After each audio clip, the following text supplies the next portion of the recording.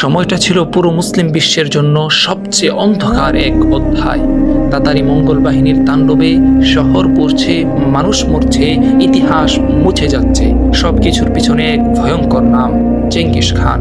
পুরো বিশ্ব তখন আতঙ্কে স্তব্ধ। এই বিপর্যয়ের মাঝেই এক তুর্কি গোত্র প্রধান প্রায় 400টি পরিবার নিয়ে হিজরত করছিলেন বর্তমান তুরস্কের ঐতিহাসিক শহর কোনিয়ার দিকে, যেখানে তখন সালজুকি সুলতান আলাউদ্দিন কাইকোবাদের শাসন। উদ্দেশ্য একটাই, নিরাপদ আশ্রয়।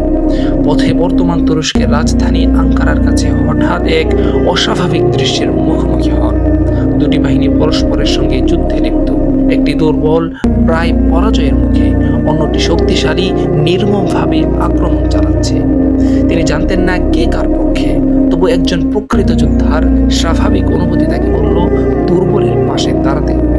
মাত্র 440 জন সৈনিক নিয়ে তিনি ঝাঁপিয়ে পড়লেন যুদ্ধের ময়দানে।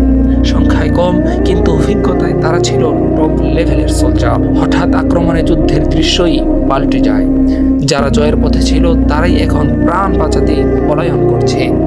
যুদ্ধ শেষে তিনি জানতে পারেন, যাদের তিনি সাহায্য করেছেন তারা সালজুকি বাহিনী, আর যাদের বিরুদ্ধে লড়েছেন তারা সেই ভয়ঙ্কর মঙ্গল বাহিনী।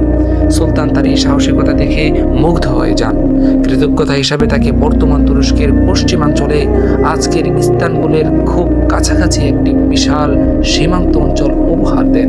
এই অঞ্চলটি ছিল মুসলিম ও ইউরোপীয় খ্রিস্টান বিশ্বের বর্ডার লাইন। এই ছোট্ট জায়গা থেকেই ভবিষ্যতে জন্ম নেয় এক বিশাল সাম্রাজ্য, ওসমানী বা অটোমান সাম্রাজ্য। এই পুরো ইতিহাসের নেপথ্যের সেই তুর্কি গোত্র প্রধান হলেন আর্তুগল গাজী। পরবর্তীতে তার ছেলে ওসমান গাজী হয়ে ওঠেন সেই সাম্রাজ্যের প্রতিষ্ঠাতা। একটি সিদ্ধান্ত, একটুখানি সাহস বদলে যায় শত শত বছরের ইতিহাস।